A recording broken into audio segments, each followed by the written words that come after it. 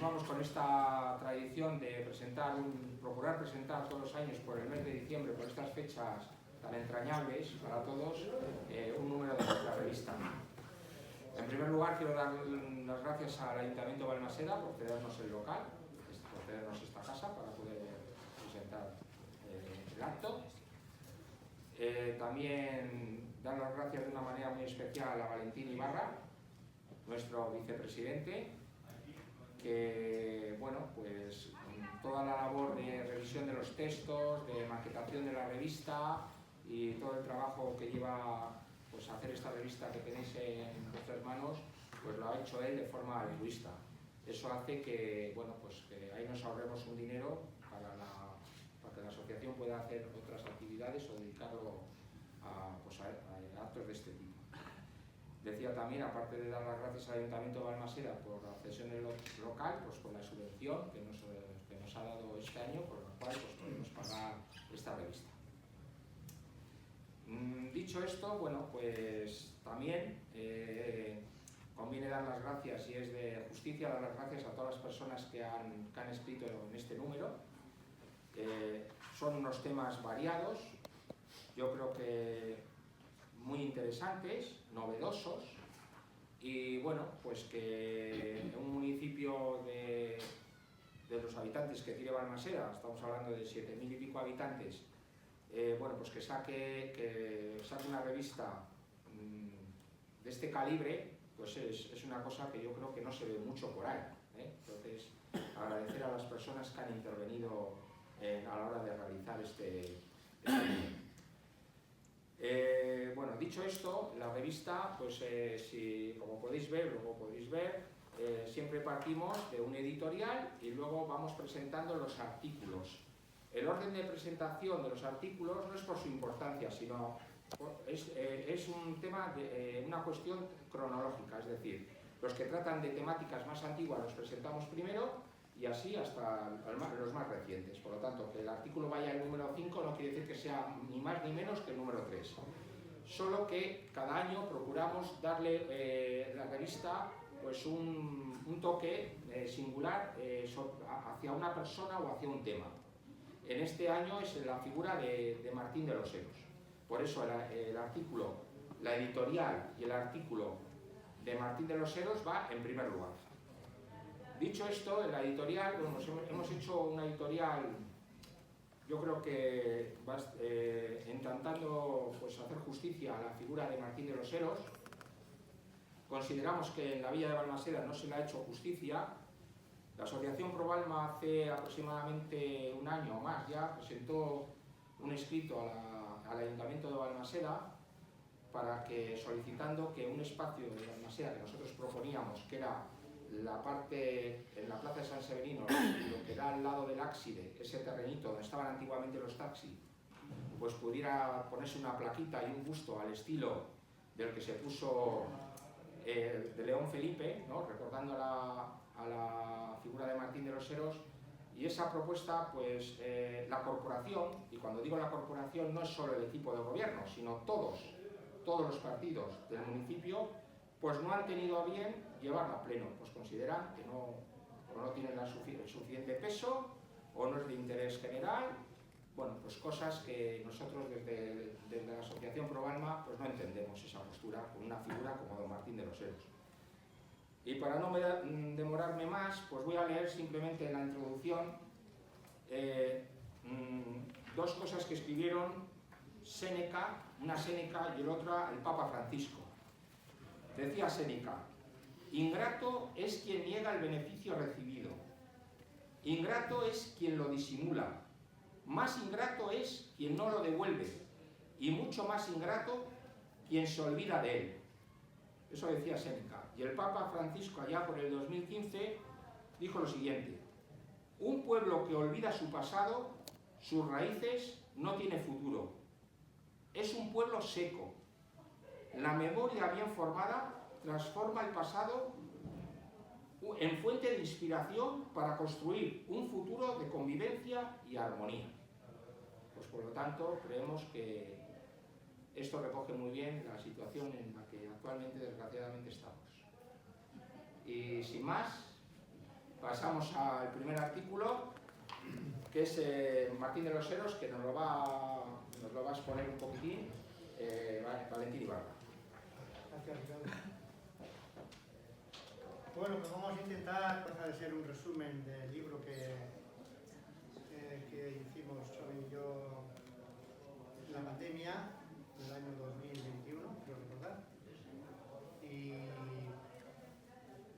sin más, el que quiera profundizar en la figura de Martín de los Heros, pues hay una biografía que está bastante, se recopila todas las fases de su vida. ¿Por qué le titulamos Martín de los Heros héroe del progreso? ¿Por qué consideramos que Martín de los Heros era un héroe, o es un héroe de la sociedad? Porque él sacrificó parte de su vida y arriesgó su vida por la política en aquellos tiempos tan difíciles, por el bien de la sociedad en general. Y realmente Martín de los Heros, cuando tenía 5 años, se quedó huérfano. Primero murió la madre y a los 5 meses murió el padre. Y no tenía hermanos. Sí, tenía unos tutores que se preocuparon de que se formara. Fue a estudiar a la Universidad de Oñate, que era la élite, la única que había en el País Vasco, donde se formaba la élite de la sociedad.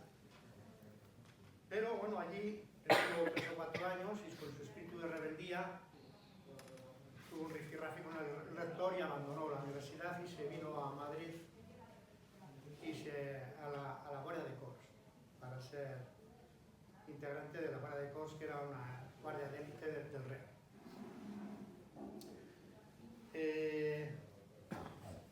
Él hizo la carrera militar, le tocó la guerra de la independencia y con 36 años ya era coronel, pero abandonó el ejército y se integró en la administración con Ramón Gil de la Cuadra. Este era un balmasedano que era ministro en Madrid.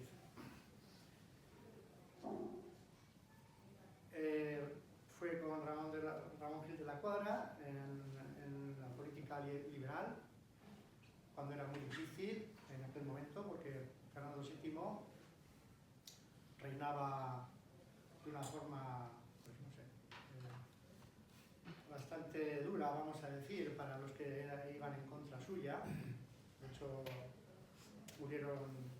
bajo su reinado murió mucha gente por la política, muchos liberales, muchos fueron exiliados, encarcelados.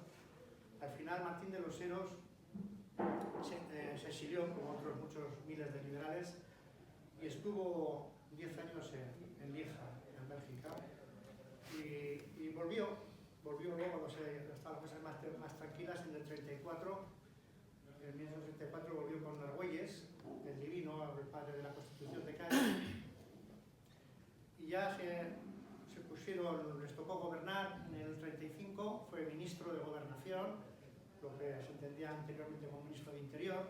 Le tocó la primera guerra civil carlista.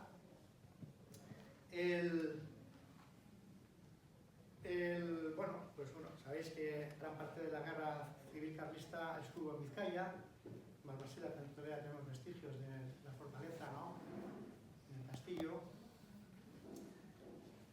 Le pidieron desde Bilbao y desde la Diputación que intercediera para que viniera la Cuádruple Alianza, Francia e Inglaterra, a ayudar a España a terminar con la guerra, y él se negó a que vinieran tropas extranjeras, con lo cual evitó pues bastante sangría de gente, entiendo. Bueno, en Bilbao se le ha reconocido eso y se le puso una calle, eso y otras dificultades que tuvo con la villa, que estaba asediada por los carlistas y bombardeada. En el tema social también hizo bastantes cuestiones de libertad de prensa, de igualdad de los ciudadanos, de temas de enseñanza a nivel tecnológico. Mandó técnicos a muchas partes de Europa para que se formaran para las universidades. Era una persona bastante reconocida por todos. Fue intendente de la Casa Real, y todo esto arriesgando su vida, como os he dicho antes, cuando en los malos tiempos de Fernando VII, cuando él podía haber vivido de las rentas perfectamente, porque heredó un mayorazgo que tenía varias casas, varias tiendas, varias caserías, una escribanía. O sea, una persona que si hubiera venido coronel o no a estar en la villa podía haber vivido directamente de las rentas. Y él arregló su vida por el bien de la sociedad. En Balmaseda estuvo luego, cuando se retira de la política, estuvo 10 años, de los 60 a los 70 años viviendo. Ayudó también en el pueblo, hubo muchas comisiones que participó en el consejo, y escribió la historia de Balmaseda estando él aquí en Balmaseda, que es una historia local muy reconocida a nivel internacional, pero por todo el mundo, ¿no? Él siempre tenía mucho cariño por Balmaseda, se consideraba balmasedano, y siempre que podía solía acercarse. Fallece en Madrid, luego se le trajeron los restos y está en Valbuena. Esto es un poquito la síntesis de su vida. Y es una persona ilustre que demostró ser una persona muy dada a los demás, con un gran afán de superación. Y pensamos y consideramos desde la asociación que es merecedor de un reconocimiento por parte de su villa a la que tanto él se esforzó y que tanto quería. Seguiremos insistiendo, ya veremos las maneras, pero bueno, al final esperemos, si no, por nuestra parte no va a tener nunca, va a tener nuestro recuerdo por todos los tiempos. Y pasamos a la siguiente, bueno, que cojo el hilo, ¿no? Anteriormente que Balmaseda se hizo frente a las legiones romanas y que no consiguieron entrar en Balmaseda, que se quedaron en el Berrón. Eso ya lo desmitificó, aunque luego, como veremos cuando le himno a Balmaseda, que también lo va a tener que explicar porque bueno, luego lo hablamos. Y efectivamente, por Balmaseda pasa una calzada romana que recientemente se ha descubierto por las excavaciones arqueológicas de la Junta de Castilla y León, que venía desde Miranda de Ebro, lo que se conocía como de Óbriga. Y siempre se ha dicho que la calzada iba a Pisoraca, que era donde estaba el campamento de la legión, la legión macedónica, pero no era un contacto directo, no iba para las mazorras directamente, sino que esa calzada iba a Miranda y desde allí conectaba con otra vía, de las principales, que iba hasta allí. Bueno, en el artículo que se expone es la teoría de que muy seguramente, como la mayor parte de las calzadas, tienen un origen militar. Y es que las guerras cantábricas, y se hace un pequeño resumen en el artículo, estuvieron pues 7 legiones involucradas romanas cuando vino Octavio Augusto, el emperador, a terminar la conquista de la península ibérica, ¿no? Entonces, el territorio de Balmaseda estaba integrado en la tribu de los autrigones. Los autrigones ya era una tribu, si no aliada, vamos a decir, conquistada ya por los romanos. Entonces, en esa guerra hubo necesidad de abastecimiento de esas 7 legiones de trigo y hubo también abastecimiento de tropas desde la Aquitania. Eso es lo que consta. Entonces, la forma de abastecer desde la Aquitania, la más rápida, es por mar. Pero claro, se necesita un puerto en territorio aliado que sirva de abastecimiento. Y por eso está la teoría de que esa calzada se pudo construir desde Portus Amanum, que era un puerto de los autrigones, hasta este enlace con la calzada principal para abastecer por ahí a las legiones. En cualquier caso, ya en el año 78 después de Cristo, Vespasiano funda Flavióbriga, que es en el mismo Portus Amanum, se hace una colonia, que es la única del Cantábrico, una colonia comercial de Roma, y esa colonia, la calzada principal que tenía acceso, era esta calzada. Entonces ya tuve una difusión comercial importante. Como os decía, está excavada en Castilla, está por excavar en lo que es Vizcaya. Y bueno, ¿qué es lo que tenía esa calzada? Se han descubierto, que viene en la lista en el artículo también, los 15 miliarios que se han reconocido. fallecido. De ellos, uno estaba en Balmaseda tirado en el año 1978. Ese miliario que parece ser, está escrito, que estaba en el linde con su puerta, estaba en el frontón, detrás del frontón, y en el año 1978 se lo llevó el alcalde de su puerta a la ermita que está enfrente de la casa de la Avellaneda, y ahora está expuesto dentro del museo. El que hay en el lado del Puente Viejo es un quiero y no puedo. Los miliarios estos tenían casi 2 metros de altura. O sea, van enterrados, o iban como 20 o 30 centímetros enterrados, pero bueno, tienen la altura normalmente, los hay más pequeños, pero lo normal es que estos de esta zona tenían como la altura de una persona. No sé, un poco más. Decir que, bueno, pues que esa calzada obviamente influye en la historia de Balmaseda, porque ese tráfico comercial. Lo que sí se sabe que estaba establecido más o menos que las calzadas romanas tenían puestos cada 20 millas, que son 30 kilómetros, tenían puestos de atención a los viajeros, una especie de mansios se las llamaban, estaciones de servicio. Entonces 30 kilómetros de Casturdiales a Balmaseda es la distancia que toca para que haya un puesto, una posta de atención a los viajeros. Y de por ahí puede venir el topónimo Balmaseda. Masada, porque mansio, del latín, deriva al romance amasada o amesón.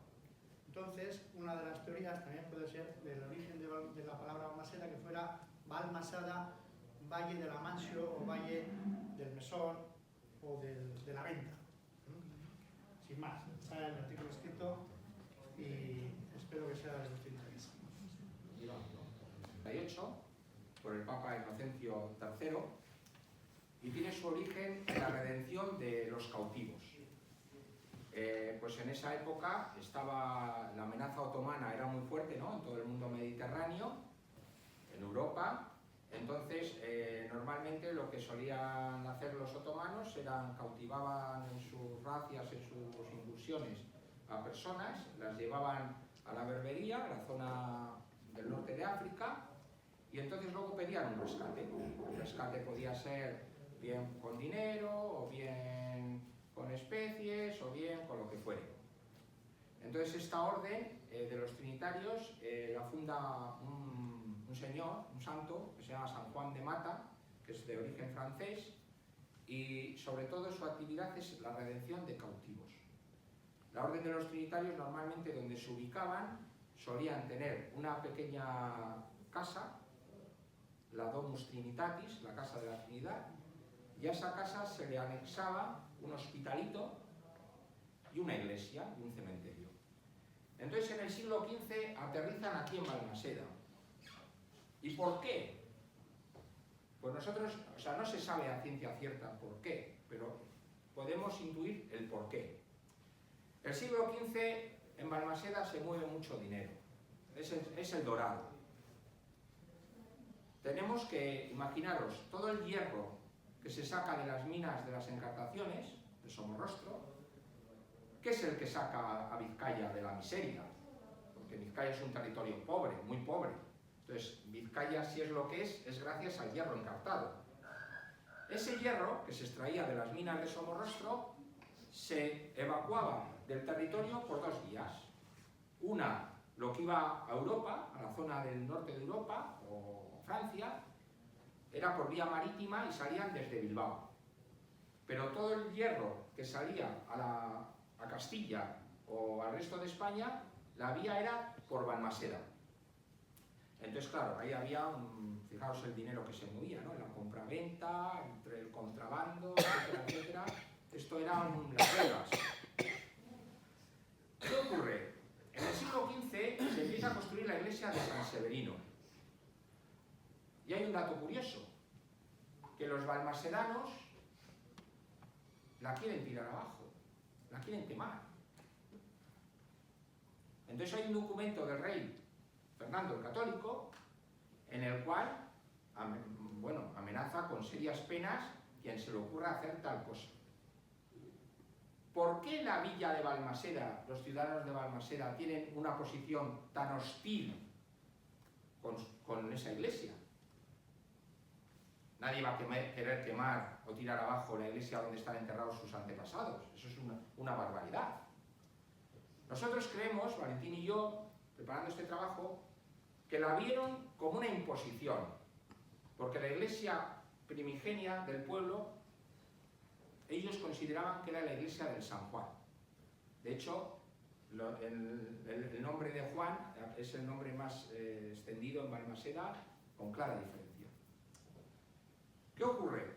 Creemos también que hay una lucha entre el clero de San Severino, por una parte, y el ayuntamiento, la corporación y la ciudadanía por otra, si se puede hablar con esas categorías. Entonces, la cuestión es de que el clero de San Severino tiene el monopolio en todo el tema espiritual. Y claro, en el siglo XV eso era mucho. Controlar todos los diezmos, las misas, derecho de estola blanca, derecho de estola negra, etcétera, etcétera. Y el control social que se tenía con la gente. Entonces, creemos que fue un intento por parte de determinadas personas de Balmaseda de traer una orden religiosa regular, no secular, que contrarreste el poder del clero secular. Y entonces traen a los trinitarios. ¿Por qué traen a los trinitarios y no a otros? Pues es muy curioso. ¿Por qué? Primero, hay un señor que se llama Juan López de la Puente, un señor de dinero, que tiene unas propiedades, 2 casas.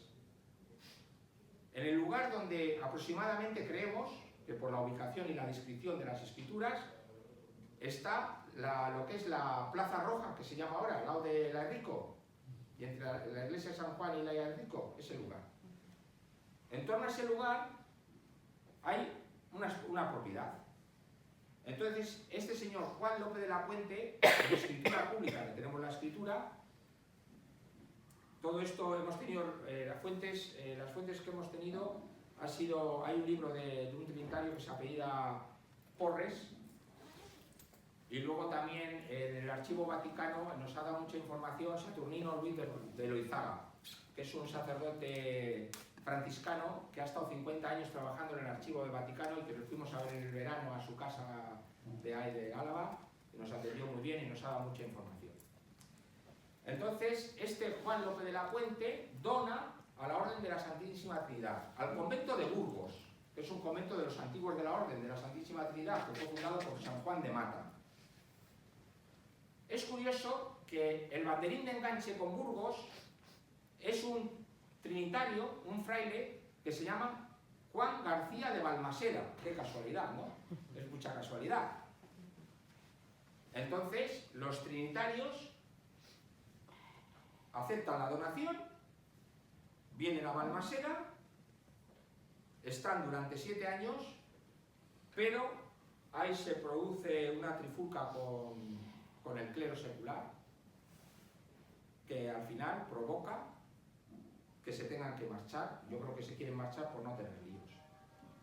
El clero de Balmaseda llega a mentir al Papa, lo tenemos recogido ahí, diciendo que esas casas eran de ellos, cuando es mentira. Hay una escritura de donación en la que las casas son de la Orden de la Santísima Trinidad. Lo recogemos en el artículo. Bueno, la cosa es que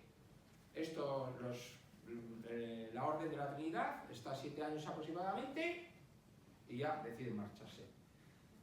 Y el clero de San Severino pues hace ya con las 2 iglesias. Está también documentada la existencia de una pila bautismal en San Juan, es decir, que en Balmaseda había 2 pilas bautismales. Para que una iglesia sea parroquia tiene que tener pila bautismal, si no, no es parroquia. Será una iglesia, pero no parroquia. En Balmaseda hay 2 pilas bautismales. Nos queda por ver, eso Julia lo ha trabajado muy bien, si en las partidas más antiguas de bautismo de San Severino hace alguna referencia a que alguno se haya bautizado en el San Juan o no. No sabemos. Habría que mirarlo. Pero bueno, en el censo que se hace hay un censo por ahí, que creo que es del siglo XVII, ¿no? O XVIII, por ahí, ¿no? Valentín, ahora no recuerdo la fecha. Bueno, en el cual recoge Balmaseda dos pilas bautismales, San Juan y San Severino. El nombre y de la devoción del pueblo de la villa de Balmaseda al San Juan es grandísima. Casi todos sus hijos, muchos de sus hijos se llaman Juan. San Severino es un santo raro, es un santo extraño. ¿Por qué ponen San Severino si no conocemos ninguna iglesia de los alrededores de San Severino? Posiblemente ahí lo que quisieron es tener un santo que atrayera al tema del Camino de Santiago para el tema del dinero, ¿no? O sea, era una especie de eslogan comercial. Bueno, no os suelto más rollo, leéis el artículo, pero yo creo que se hizo una injusticia en el siglo XVI con los padres trinitarios, que además son los que me pagan el sueldo a mí, porque yo trabajo en una residencia de ellos. Y bueno, pues también consideraba que era oportuno sacar un poquitín. Y esa plaza es de los trinitarios. Bastante interesante. Fue un navegante, un maestresala, un adjunto, un ayudante, un asistente de Cristóbal Colón. Y bueno, tiene algunas particularidades, como por ejemplo que estuvo en todos los viajes de Colón, participó en los 4 viajes. Aparte de eso, fue probablemente el primer europeo en pisar Sudamérica, en la zona del Orinoco, y también sabemos que murió en Jamaica en 1504, en una reyerta entre españoles. Entonces, el asunto y el tema de este artículo, el porqué de la investigación, es porque me interesaba saber por qué está tan extendido el hecho de que Pedro de Terreros es de Balmaseda. Me interesaba mucho esto. Y yo lo había leído en la Espasa, en la RAE. Es de Balmaseda, vale. Pero ¿por qué? O sea, ¿dónde está el documento que dice que es de Balmaseda? ¿De dónde ha salido esto? Entonces, ahí empieza un poco lo que viene siendo la investigación. Lo primero que hago es mirar las partidas de nacimiento. Y aquí aparece el primer problema, que es que las primeras partidas de nacimiento, Julia seguramente lo sabe, son de 1536 aproximadamente. Entonces, si ubicamos a este señor, que estamos diciendo que fue con Colón en 1492, que ya era una persona adulta, que nacería aproximadamente en 1460, 1465 más o menos, ya no podemos saber si realmente nació aquí o no nació aquí. Ya tenemos el primer problema. Entonces, tengo que buscar o buscamos en las fogueraciones. Las fogueraciones son los censos, los fuegos, los hogares, y la primera fogueración que puede encajar en ese periodo es de 1487. Y ahí sí que aparecen 3 ramas, tres partes distintas de familias de terreros. Pero el siguiente problema es que mirando un poco fechas, mirando un poco familias, no termina de encajar en ninguna de las partes. Ya sea por edades, ya sea porque hay documentos que habla de familias, de miembros concretos y él no aparece. Y además hay otra particularidad, que es que realmente si él fuese una persona que ha vivido aquí y se ha marchado, como hijo de propietario también tendría que constar. Y realmente no consta tampoco. Entonces, bueno, hay una cierta neblina como con el asunto de Colón y su origen, hay un cierto paralelismo. Y entonces lo que hago es ponerme a buscar en diferentes fuentes. Y empiezo a indagar un poco en catedráticos, en fuentes muy, muy diversas, y me empiezo a encontrar cosas realmente sorprendentes, porque las opiniones son muy variadas y muy diversas. Cito, por ejemplo, Alice Wood, que es, digamos, la medievalista que trata más en profundidad a Colón, no dice nada del origen de Pedro de Terreros. Sí que da ciertos datos, como por ejemplo, pues, lo que cobraba como contino, que eran 900 maravedíes, lo que cobra después como capitán del navío gallego, que creo que eran alrededor de 3.000 maravedíes. También dice, bueno, que probablemente estuvo en el recibimiento triunfal en Barcelona con Colón al volver de América. También comenta, ¿no?, que que se mantuvo siempre leal a Colón en los diferentes motines que hubo, y incluso qué obligaciones tenía como continuo, como maestresala, que era seguirle, obedecerle y ser leal, incluso vengarle. Pero no dice nada del origen, no dice absolutamente nada. Luego, por ejemplo, mirando otra fuente, Emilio de la Cruz escribió un libro sobre los marinos de Colón y decía que era originario de Sevilla. Entonces, lo primero que pensé, digo, bueno, pues voy a ver si lo localizo. Desgraciadamente falleció en el 93, entonces no he podido contactar y no he podido saber nada más. Con quien sí he contactado ha sido con la catedrática de la Universidad de Sevilla, Carmen Mena, que es también doctora en Historia de América. Con ella sí he contactado y resulta que me encontré un documento de ella que realizó para el Ayuntamiento de Palos de la Frontera en 2011, en el que habla, en el que dice que es andaluz. Entonces yo la escribí y le pregunté, pero ¿de dónde has obtenido esta información? ¿O cuáles son tus fuentes? O bibliografía. Y la verdad que muy amablemente me respondió y me dijo que era un trabajo que había hecho hace años y que realmente no recordaba de dónde lo había sacado, pero estaba segura de que si había puesto que era andaluz era porque lo había encontrado en algún sitio concreto. Pero desgraciadamente no me ha podido dar más detalles. Mirando también, por ejemplo, en la RAE, en la página online, en la biografía de uno de los descendientes, o de los supuestos descendientes de Pedro de Terreros, que es Pedro Romero de Terreros, hay también una frase que me llama bastante la atención, y es que dice, textualmente, cuyo linaje, es decir, el linaje de Pedro Romero de Terreros, entendemos como Pedro de Terreros, cuyo linaje se fundó en Zaya, cerca de la villa de Balmaseda. O sea, entiendo que está interpretando que pudo salir de la torre de Terreros, la que está en la Herrera, que es otra hipótesis distinta. Luego, por ejemplo, sí que hay otro autor, que es Ángel Ortega, en 1925, que hizo una crónica de los marineros del Tinto Odiel, que es la zona de Huelva, que es la zona de donde salen la mayoría de los marineros que van a América, y sin embargo hace una relación completa de todos los marineros, pero no aparece Pedro de Terreros. Entonces es un poco todo contraproducente. Pero para mí la fuente que más me ha llamado la atención de todas es la de otro de sus descendientes, Manuel Romero de Terreros, mexicano, que escribió un libro sobre él, que el libro se llama El primer español que pisó el continente americano, que lo escribió en 1941. Por cierto, a la hora de realizar el libro dice que contó con las aportaciones de Aris Wood, o sea que es una fuente bastante interesante. Y lo que me llama la atención de este hombre es que de este libro solo hay 9 ejemplares en el mundo. ¿Vale? Estuve investigando y me encontré uno en Berlín, otro en Connecticut, otro en Oxford, y conseguí hacerme con uno que está en Madrid. Y lo consulté.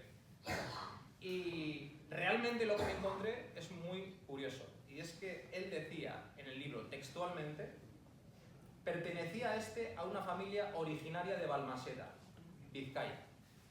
Es decir, pertenecía a la familia, no él. Y dice después, en el siglo XV, el apellido se había extendido por varias aldeas y villas de Andalucía, principalmente Palos, El Cerro y Cortegana, en Huelva. Casualidad, que la mayoría de los marineros que van a América son de esos pueblos. Entonces, como se puede observar, hay un popurrí de ideas, no hay nada claro, la investigación está completamente abierta, pero bueno, a mí me interesaba poner un poco en valor todo esto, porque al final creo que es una figura muy interesante que hemos dado por hecho que es de aquí. A mí me hubiera encantado encontrar ese documento que diga, sí, es de aquí, ojalá lo hubiera encontrado, no lo he encontrado todavía, pero la investigación está abierta. Yo creo que es un personaje muy interesante, más allá de todas estas cosas, y yo creo que se demuestra en un detalle muy curioso, que es que Cristóbal Colón, una vez muere Pedro de Terreros en Jamaica, le manda una carta a su hijo, que por cierto la carta está incluida en la revista, le manda una carta a su hijo comentándole una petición que había hecho Pedro de Terreros, que era que quería desheredar a su cuñado porque había participado en los motines contra Colón y por lo tanto se había enemistado. Y esto Colón se lo dice a su hijo en una carta.